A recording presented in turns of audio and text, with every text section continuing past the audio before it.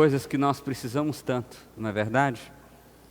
Nessa noite nós vamos meditar no texto do Salmo de número 39, com esse título desse slide que você está vendo aí, desesperança. Desesperança ou desesperança, na verdade é um trocadilho que a gente quer fazer aqui, porque a proposta desse salmo, a caminhada dela, é uma caminhada de alguém que está completamente sem esperança, ao ponto de alguém que está com esperança. Então nós vamos justamente fazer essa caminhada, trilhar esse caminho. Então eu quero convidar você a abrir a sua Bíblia no Salmo de número 39, Salmo de número 39, você também pode acompanhar a leitura aí na sua tela, do verso 1 até o verso 9, diz o seguinte: Eu disse, vigiarei a minha conduta e não pecarei em palavras, porém mordaça em minha boca enquanto os ímpios estiverem na minha presença. Enquanto me calei resignado e me contive inutilmente, minha angústia aumentou. Meu coração ardia-me no peito, e enquanto eu meditava, o fogo aumentava. Então comecei a dizer: mostra-me, Senhor, o fim da minha vida e os números dos meus dias, para que eu saiba quão frágil sou. Deste os meus dias o cumprimento de um plano, e a duração da minha vida é nada diante de ti. De fato, o homem não passa de um sopro. Sim, cada um vai e volta como a sombra. E vão se agita amontoando riquezas, sem saber que ficará com ela. Mas agora, Senhor, que hei de esperar? Minha esperança está em Ti. Livra-me de todas as minhas transgressões. Não faças de mim o motivo de zombaria dos tolos. Estou calado, não posso abrir a boca, pois Tu mesmo fizestes isso. Vamos orar mais uma vez? Pai, nós queremos colocar as nossas vidas diante do Senhor com temor e tremor, ó Deus, e pedir ao Senhor a manifestação da graça do Senhor na exposição da Tua palavra, Pai. Que o Senhor fale aos nossos corações, que seja o Senhor falando conosco, ó Pai, e não seja homem algum. Que pela Tua graça e pela Tua misericórdia, o Senhor me use como Teu instrumento nessa hora, Pai, para que assim o Espírito do Senhor fale aos nossos corações. É a oração que fazemos a Ti em nome de Jesus. Amém. Meus irmãos, o Salmo de número 39 é um salmo bastante interessante, é um salmo de Davi. Davi deu esse salmo a um grande músico de Israel para que pudesse compor a harmonia dessa música. Ele escreveu a poesia e era necessário que alguém compusesse a música, para que então isso fosse cantado, que isso fosse vivido, que isso fosse relembrado na história de Israel. Esse é um salmo chamado Salmo de Lamento, porque é justamente uma lamentação, é um grito desesperado da alma de alguém, de uma pessoa, uma expressão de um sentimento. Aliás, eu tenho dito aqui nesses nossos encontros de quinta-feiras, que uma das coisas que mais me encanta em todo o livro de Salmos é a sinceridade em que os autores dos Salmos colocam os seus sentimentos, as emoções, as palavras. É algo realmente extraordinário, é algo muito bacana, porque fala diretamente com sentimentos que eu e você também sentimos. Então, pensando no texto, olha só, em primeiro lugar, eu quero falar com você, o texto nos apresenta sobre a desesperança do esforço próprio. A ideia aqui é que essa pessoa que Davi está narrando, que talvez seja ele mesmo, estava passando por algum momento de turbulência, de luta, de angústia, de agonia, de desespero.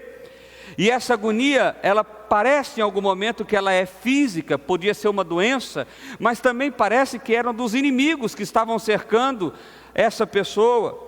E ele está despejando as emoções, o que ele fez e como ele fez. E a primeira coisa que o texto nos mostra é que existe uma desesperança no esforço próprio, na tentativa de resolver pelas suas próprias mãos. Há uma frustração natural quando nós tentamos resolver as coisas pelas nossas próprias mãos. Olhe bem esse texto. Eu disse: vigiarei a minha conduta e não pecarei em palavras, porém mordaça em minha boca enquanto os ímpios estiverem na minha presença. Parece que ele estava cercado de inimigos ou de pessoas que zombavam da condição que ele estava, e ele tomou uma solução para ele mesmo como solução do problema. E qual era a solução? Eu não vou falar nada, eu não vou reclamar da minha situação, eu não vou expressar o que eu estou sentindo, eu vou ficar quietinho, paradinho, caladinho. E quando você vê os verbos aí, você vai ver que é uma ação dele. Vigiarei, ficarei, me calei, me contive. Ele tomou para si a solução dos seus problemas e tomou para si aquele que vai solucionar. Sabe, meu irmão, quando a gente olha para a história do Evangelho, para a história de toda a Bíblia, o que a gente vê é justamente essa história se repetindo diversas e diversas vezes. O homem tentando solucionar o problema da sua vida, ou o problema da existência da vida, por si mesmo. E aí, para que o homem tenha algum tipo de satisfação, ele começa a produzir ídolos em seus corações. E aí o homem vai buscando a riqueza, o homem vai buscando o poder, o homem vai buscando status sociais, o homem vai buscando a solução da vida no casamento, na existência de um filho, num negócio. E algo que tem em comum com essa pessoa que vai produzindo ídolos no coração, a fim de ter essa satisfação, a fim de ter essa alegria, a fim de ter esperança, significado e propósito, é que essa pessoa é preenchida de uma grande frustração. Porque a verdade é que nós não conseguimos, pelo nosso próprio esforço, nós não nos salvamos. É isso que o texto diz. Volta aí para esse slide, olha só. E me contive inutilmente, minha angústia aumentou. Meu coração ardia-me no peito enquanto eu meditava, o fogo aumentava. Então, quando o homem tentou solucionar aquela angústia, aquele desespero, aquela dor no peito, pelo seu próprio esforço, a solução dele não deu certo, e pelo contrário, passou a ficar pior. A angústia aumentou, o desespero aumentou. E é isso que vai acontecendo comigo e com você aqui e acolá. Quantas vezes na nossa história nós não achamos o seguinte: olha, agora eu vou mudar de cidade e agora sim eu vou descobrir a felicidade. Eu vou mudar de casamento, de esposa ou de esposa, e agora eu vou descobrir o que é felicidade. Eu vou mudar de emprego e agora eu vou descobrir o que é felicidade. Eu vou mudar de igreja e agora eu vou descobrir o que é ter relacionamento com Deus. Você não parou para pensar que enquanto você estiver fazendo pelo seu próprio esforço, por você mesmo, com as suas próprias mãos, a sua angústia só aumenta. E você sabe o que eu estou dizendo, eu estou falando do sentimento mais profundo do seu coração. A sua angústia só aumenta. Pastor, é verdade, eu pensei que esse negócio que eu ia abrir agora ia dar super certo, mas... E eu não estou nem falando de que existe um fracasso real. Eu não estou falando aqui de um casamento exatamente mal sucedido. Eu não estou falando aqui exatamente de um negócio que não deu certo. Pode ter dado certo. E ainda assim parece que essa angústia que rasga o peito não foi embora. Ela continua aí. Sabe por quê, meu irmão? Porque somente Cristo é a satisfação dos nossos corações. Eu costumo dizer aqui na igreja, aqueles brinquedos de criança, meu filho tem um brinquedo desse. Você coloca o quadradinho no quadradinho, o triângulo no triângulo, o retângulo no retângulo, o losango. Não tem esses brinquedinhos? No nosso coração existe algo assim no formato de uma cruz. É claro, é apenas uma ilustração para você entender. É o Evangelho. No nosso coração tem um espaço que ele só pode ser preenchido pelo amor de Deus. Ele só pode ser preenchido pelo Evangelho de Deus. Mas muitas vezes nós pegamos um quadradinho e queremos colocar nessa cruz, e às vezes a gente tem uma sensação de satisfação, porque a gente aperta aquilo bem apertado, a gente amaceta aquele negócio e fica preso aqui por um tempo, E você se sente satisfeito, você se sente bem. Mas logo aquela peça cai, porque ela não encaixou de maneira perfeita. E você cai novamente na angústia, e você percebe novamente o desespero. Sabe, Paulo fala sobre isso com Timóteo. Quando a gente vai lá para 2 Timóteo, capítulo 1, a gente vê Paulo dando uma palavra de encorajamento para Timóteo, justamente mostrando o seguinte: olha, é Deus que vem ao nosso favor e nos ama e derrama grande graça e misericórdia. É o esforço dele, é o desejo dele em fazer, que de fato nos dá força para suportar a dor, o sofrimento, que era o contexto que estava inserido. Olha só comigo, olha aí, 2 Timóteo 1, 8 a 10 diz assim: portanto, não se envergonhe de testemunhar do Senhor, nem de mim, que sou prisioneiro dele, mas suporte comigo os sofrimentos pelo Evangelho. Olha a força do apóstolo Paulo.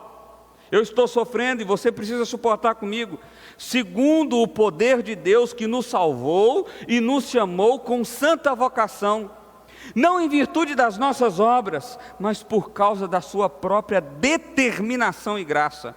Esta graça nos foi dada em Cristo Jesus desde os tempos eternos, sendo agora revelada pela manifestação do nosso Salvador Cristo Jesus.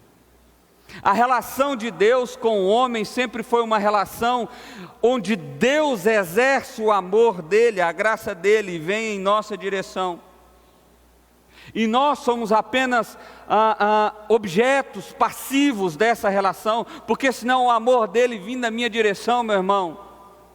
Só que nós não gostamos dessa ideia, é ruim essa ideia de um Deus soberano, de um Deus gracioso, de um Deus amoroso, de um Deus que só Ele faz. Então nós tomamos para nossas mãos, para a nossa capacidade, para o nosso desejo de fazer a solução dos nossos problemas. E caímos no desespero do salmista aqui. A angústia só aumenta. Mas olha só como ela aumenta. Segundo lugar, o desespero da desesperança. Porque a desesperança, ela não vai ter só frustração quando você tem pelos seus esforços próprios, você acaba se frustrando e isso desanima, mas isso também vai gerar em você desespero. Olha só o que o salmista começou a dizer: mostra-me, Senhor, o fim da minha vida e o número dos meus dias, para que eu saiba quão frágil eu sou. Spurgeon, comentando esse texto, ele diz que isso é um desejo de morte, ou no mínimo, uma expectativa de vida, uma visão de vida extremamente negativa. Não resta mais nada a não ser o fim dos meus dias. É o desespero. E é isso que muitos de nós temos pensado nos dias de hoje, é ou não é? Quantas pessoas têm pensado em abrir mão da vida? Porque o desespero abateu sobre ele de forma tão cruel. Não existe esperança, não existe razão de caminhar, não existe razão de fazer. Por isso que eu gosto dos Salmos, porque essa é uma realidade nossa.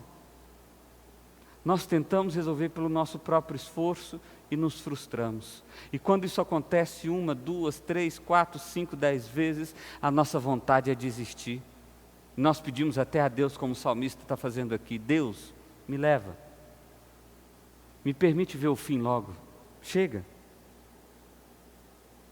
O texto continua, olha só: deste os meus dias o comprimento de um palmo, a duração da minha vida é nada diante de ti. De fato, o homem não passa de um sopro.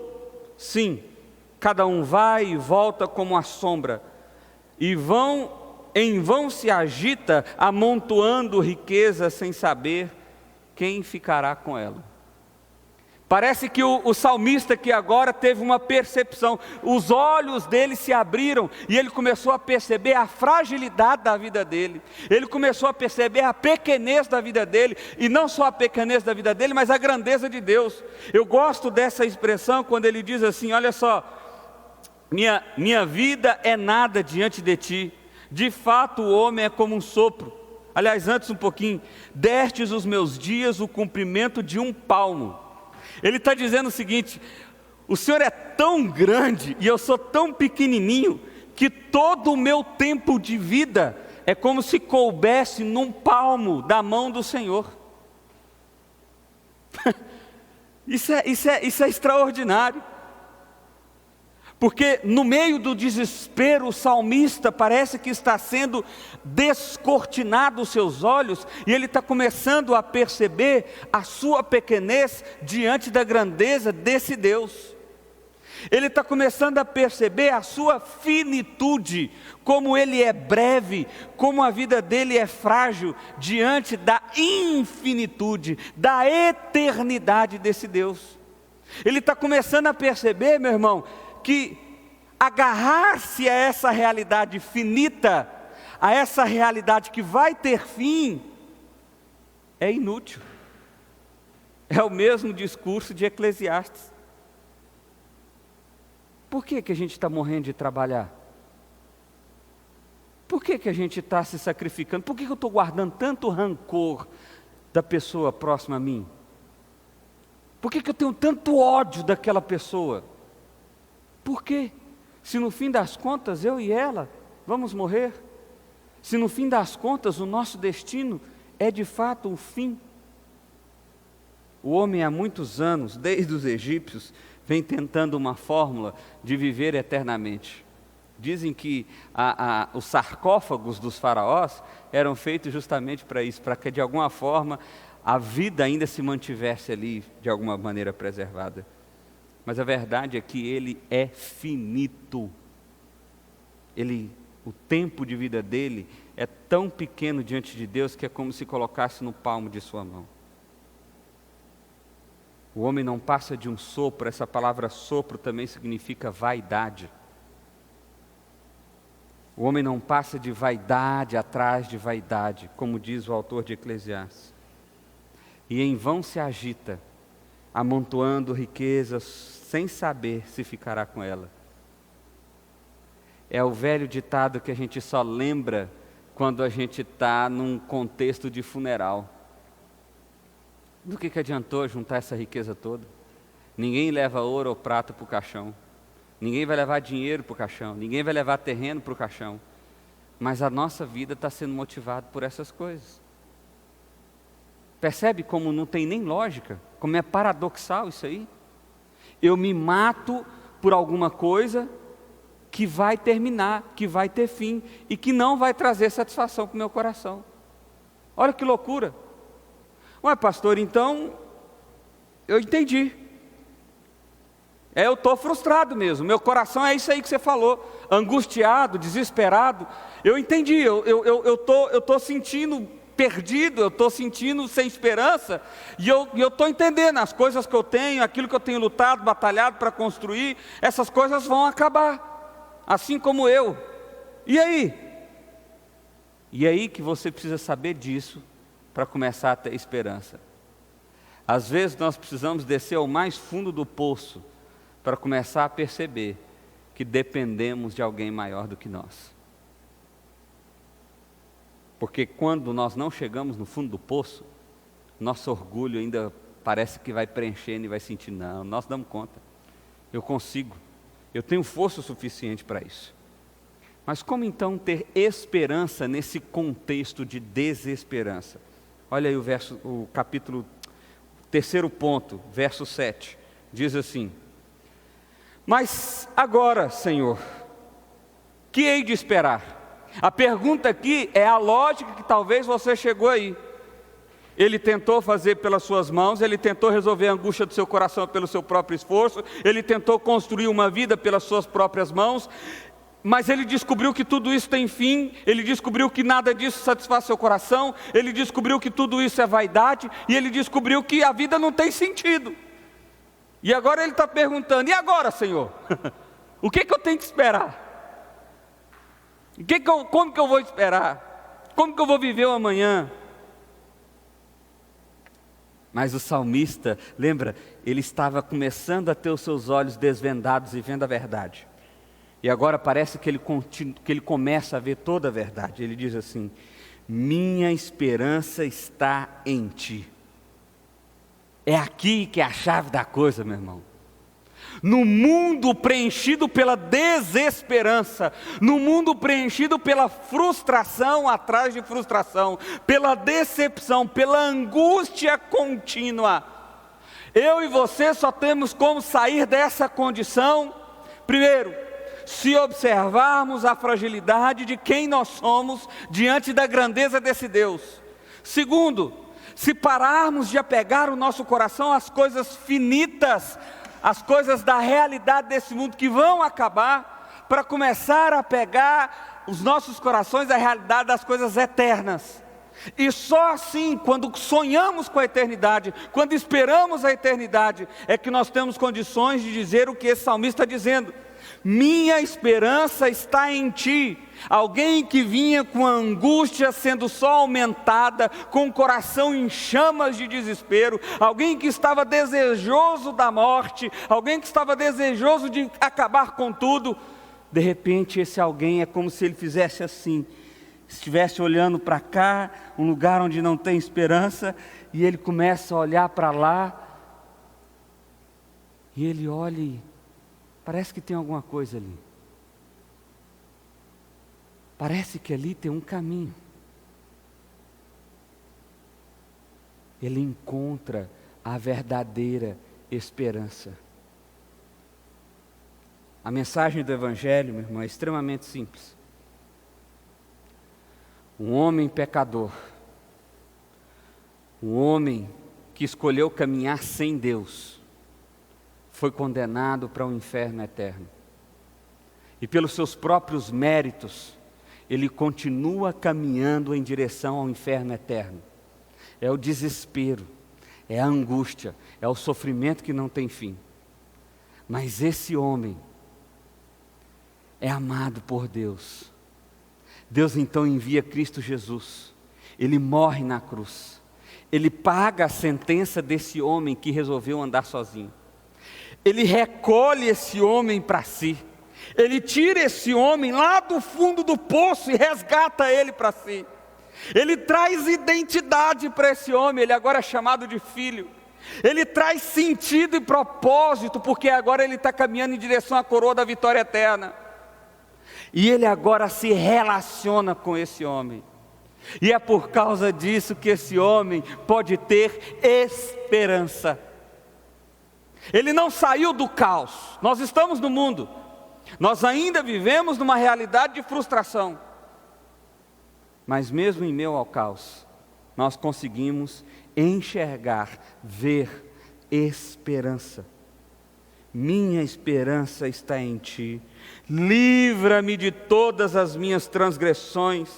Não faças de mim um motivo de zombaria dos tolos. Estou calado. Não posso abrir a boca, pois Tu mesmo fizestes isso.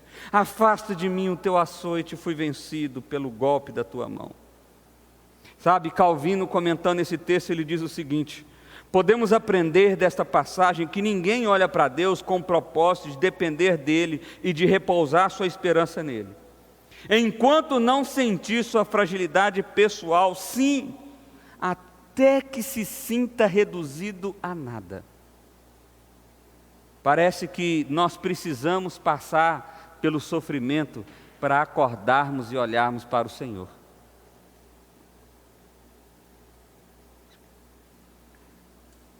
Nós precisamos passar por uma grande dor para acordarmos e olharmos para o Senhor. Parece que é isso. Sabe, esses dias eu estava conversando com um amigo, pastor, e a gente conversando sobre essa questão de voltar aos cultos à igreja, de não voltar, como que vai ser, nós estamos nesse período de quarentena, e quais as expectativas. E esse pastor disse assim: olha, eu acho que quando voltarmos aos cultos, as igrejas vão estar cheias, porque as pessoas foram sensibilizadas com a realidade do fim. E eu confesso que eu também disse a ele, eu também acho que é isso que vai acontecer. Só que eu não sei se eu estou tão convicto disso assim mais, meu irmão. Você sabe por quê?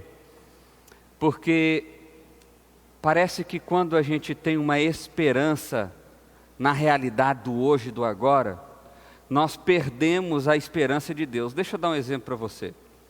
Nós estamos torcendo para que haja uma medicação, para que haja um recurso médico eficaz no combate ao coronavírus. E isso é maravilhoso. Eu de fato torço para que isso aconteça.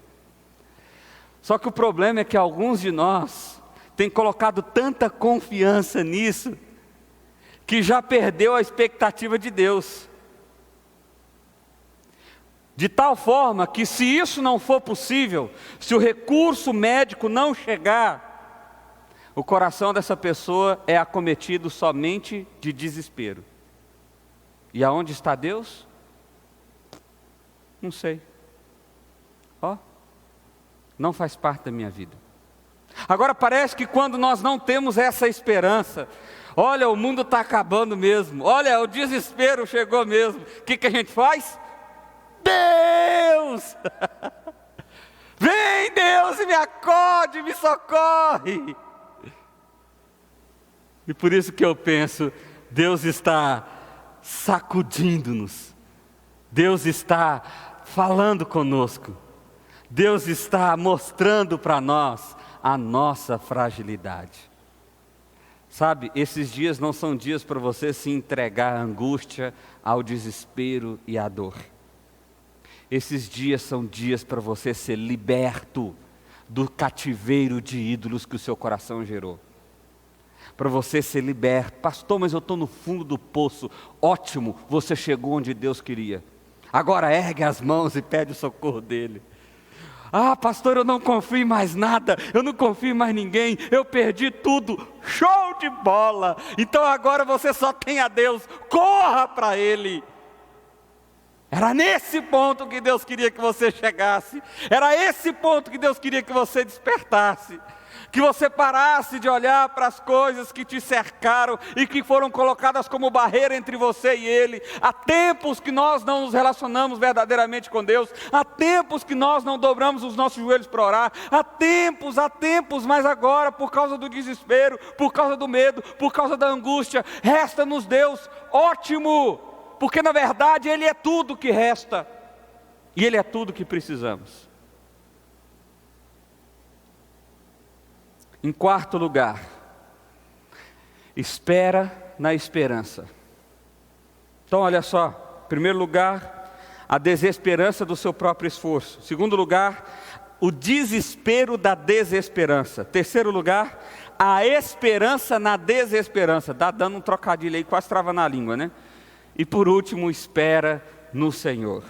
Quarto lugar, espera no Senhor. Olha o que diz o verso 12 e o verso 13. Ouve a minha oração, Senhor, escuta o meu grito de socorro, não sejas indiferente ao meu lamento. O desespero do salmista agora já não são com os inimigos, já não são com a doença, já não são com as coisas que estão cercando. O desespero do salmista agora é se Deus está ouvindo ele. Olha, meu irmão, que coisa maravilhosa. O desespero do salmista é se Deus está atento ao clamor dele. Sabe, esse deveria ser o meu e o seu desespero. Será que Deus está me ouvindo? Porque se Ele não estiver ouvindo, aí lascou mesmo. Não importa se vão existir vacinas, não importa se vão existir recursos financeiros, não importa se vão existir, seja lá o que for. Mas pela graça de Deus, por causa da misericórdia dEle, Ele provou que está te ouvindo, quando enviou o Filho amado a morrer na cruz e pagar pelos seus pecados. Quando através do Filho você é adotado, e também é tornado filho de Deus e herdeiro do céu eterno. É esse tipo de esperança que Deus nos concede, uma esperança certa. Eu quero ler uma última frase, olha só. No quarto ponto. O salmista começou esse discurso apenas com esforço próprio, e agora chega ao fim do discurso, fazendo uma oração com gritos e lágrimas, esperando a ação do Senhor. É esse o ponto que eu espero que você chegue. Pastor, o que eu tenho que aguardar nesse tempo, nesse caos, nesse momento? Meu irmão, você tem que aguardar um Deus que te ama, Você tem que aguardar a ação de um Deus que te consola, que te fortalece. É como Paulo disse para Timóteo: sofra junto comigo pelo Evangelho, porque Ele já nos concedeu tudo pela graça através de Cristo Jesus. O que fazer exatamente? Olha esse slide. Primeiro, não é possível pelas suas forças. A salvação é graça, o relacionamento com Deus é graça, a ação de Deus é graça.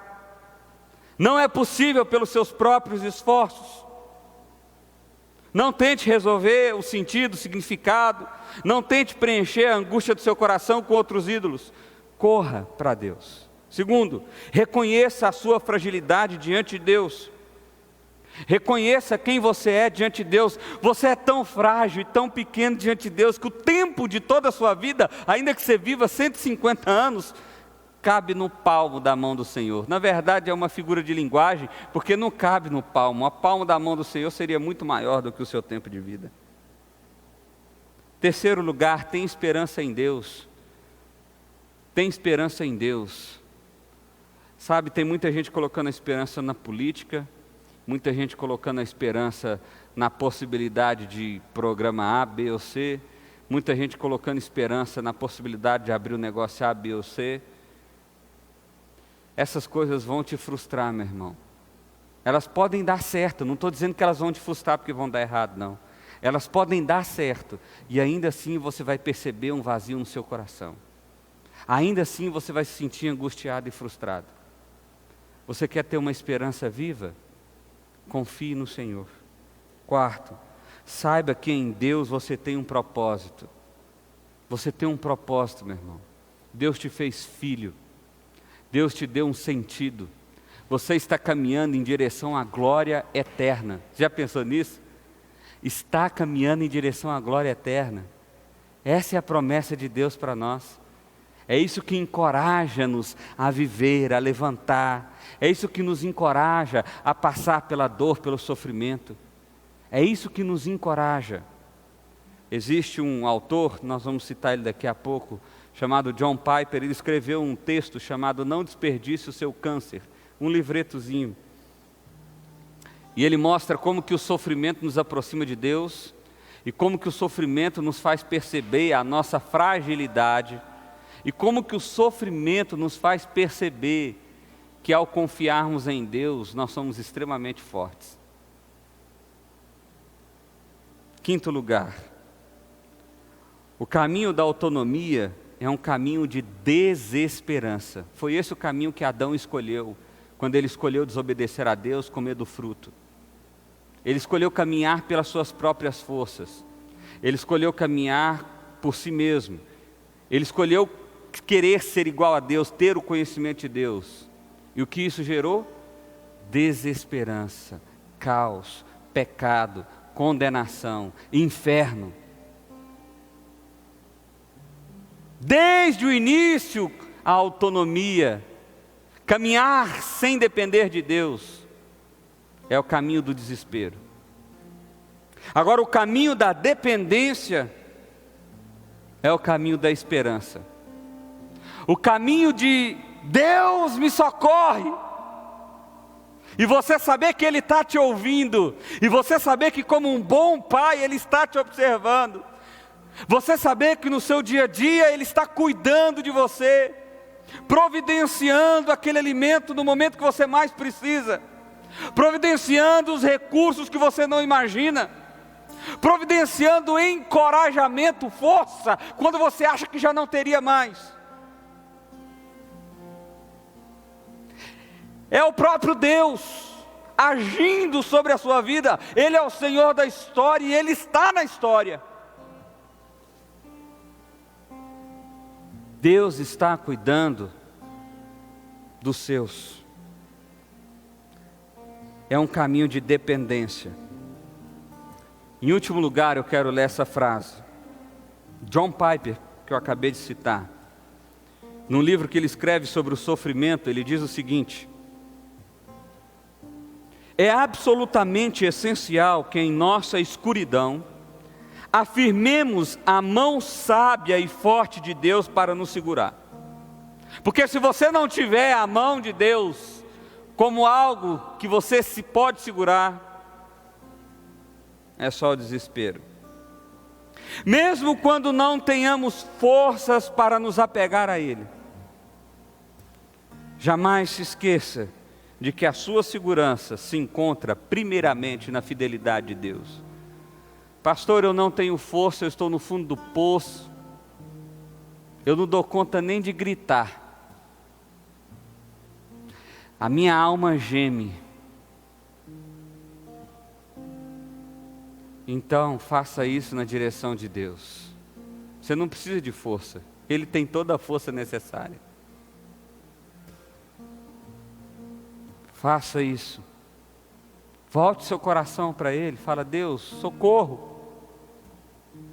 Socorro. E se sinta de fato seguro nele. Você vai perceber o agir do Senhor. Quando você depende dele, você vai perceber o agir dele. Quero que você feche seus olhos. Nós queremos orar mais uma vez. Pai,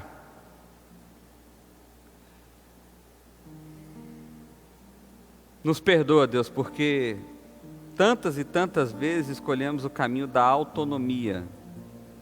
Escolhemos caminhar longe do Senhor, independente do Senhor, separado do Senhor. Porque achamos que somos donos da nossa própria vida. Achamos que temos poder e força suficiente para lidar com todas as questões. Mas de repente, Pai, o sofrimento bate. De repente a dor chega, o desespero entra no coração. E aí só temos a Ti. Queremos agradecer, ó Deus, porque temos a Ti. Queremos agradecer porque o Senhor não nos abandonou. Queremos agradecer, ó Deus, porque temos a Ti. Obrigado, Deus. Obrigado, Deus. Pelo Teu cuidado, pelo Teu amor, que é muito maior do que a nossa teimosia. Obrigado, Deus, pela Tua graça, que nos alcança apesar de nós mesmos. Nos ajuda, Deus, a sair dessa desesperança, dessa agonia. Arranca de nós esse fardo tão pesado que temos carregado, que é o fardo da autonomia. E nos conduza em Teus braços. Nos conduza no cuidado do Senhor, ó Pai. A oração que fazemos a Ti, em nome de Jesus, ó Deus. Em nome de Jesus, ó Deus. Amém. Amém.